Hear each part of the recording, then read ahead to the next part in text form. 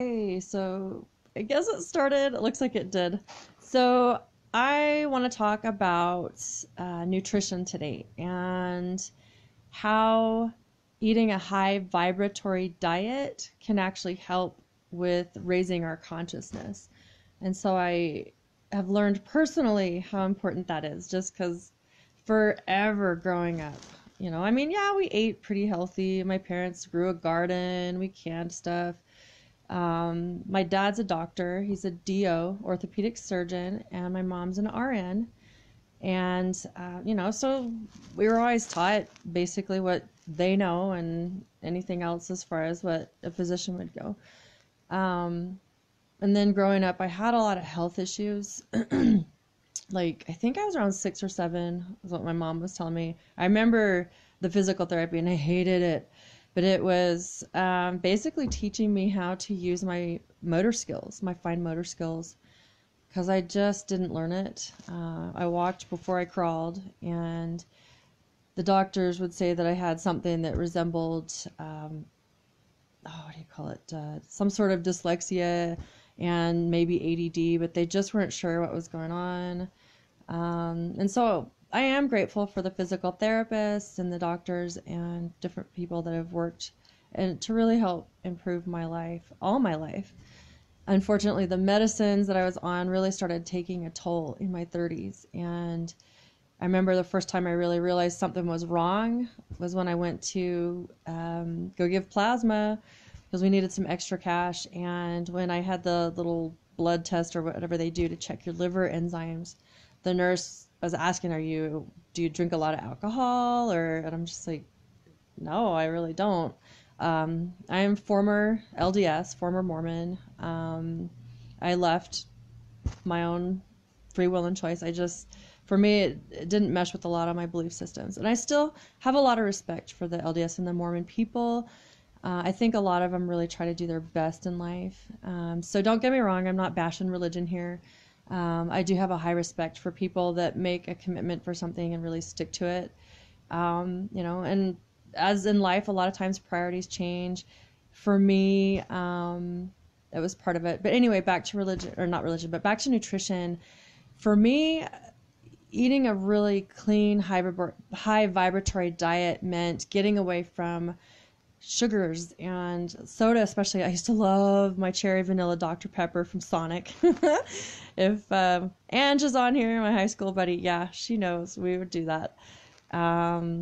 Fast food, for me, it was like, it's just another thing to eat. Of course, I could down a pizza like the best anybody else. I loved baking. And so, just normal average person. But I just started getting sicker and sicker, and like with that blood test and thinking about, gosh, no, I don't drink alcohol. And so, I started thinking about, well, what else could it be? And then the nurse was like, have you ever overdosed on Tylenol?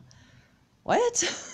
I was just thinking, gosh, no, but I showed her the meds I was on, different opioids. Yes, I was on non-steroidal anti-inflammatories. I was going back and forth between Tylenol and ibuprofen every 4 hours because I had so much pain that I just really had a hard time functioning.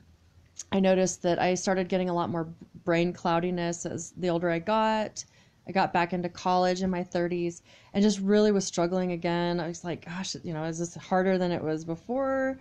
So just ended up leaving college again. But gosh, when was it?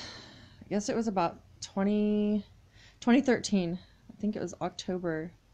My husband Boyd and I were down in Salt Lake, and we were doing a thing for Peak Potentials. I think they've changed the company's name to, what is it? Success Resources America. Awesome company.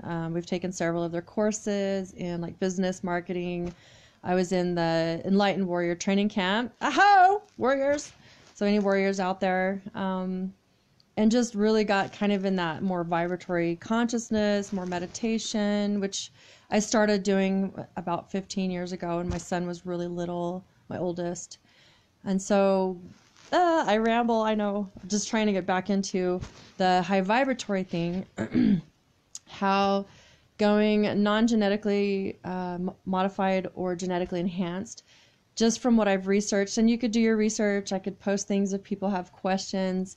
Monsanto splices different types of DNA into their food to make it to where it's either bigger or it'll repel certain viruses. Like with corn, I think what they do is, I'm trying to remember the bacteria, but I know it's pretty bad on the gut. It actually causes different insects' bellies to explode. That's kind of freaky. So basically we're eating a genetically enhanced insecticide food that, according to research from what Dr. Bergman has said, he's a physician that I watch online. He's a DC. I'm not sure if he's an ND, but this guy really does his research. And he's the one that I've followed since, I think it was 2016, January. Just because I was like, where do I go? What do I do? I felt like I was dying. That's about the time I was in stage 3 adrenal carcinoma, cortex carcinoma for, oh gosh, I just felt like, it's hard to explain. It's like there's no energy, there's no will, I mean, I couldn't even think. And I just felt like, gosh, I'm not able to be a mom. I'd already gotten off of 16 pharmaceuticals by then, but it's like, gosh, aren't I supposed to be getting better, not worse? And so Dr. What's her name? Sorry, in Idaho Falls. Like, Jordan, you'd know you're on here. Berger. Anyway, Dr. Berger had talked with me about Addison's disease, that, how changing my diet would help that. And I was doing the B vitamins. The methylcobalamin is the one that she talked. I know that there's the cyanocobalamin. It's pretty good. And so I'm trying to get my friend Lauren on here. But I might have to change over to my other Facebook page and just share.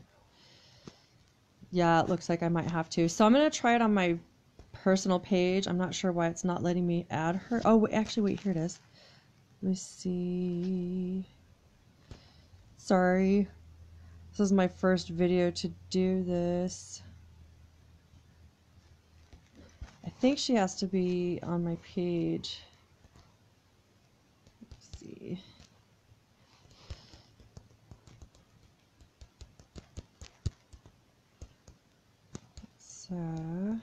Sorry about this. All right, we'll see if this works now. All right. So anyway, just while we're waiting on her, I've really been fascinated how nutrition's helped. I did do some cannabis therapy, and I noticed a change in my mind. I feel like I'm understanding things better. Dr. Whitley here in Pocatello was talking to my husband about how I have high functioning Asperger's, Tourette's, and I think I've even gotten better on that. I don't feel like I'm misunderstanding people as much. And so, excuse me. Let's see. I'm trying to see if she can. Looks like she's on my page. So anyway, I'll start the video over. Let me try again. And we'll do this again.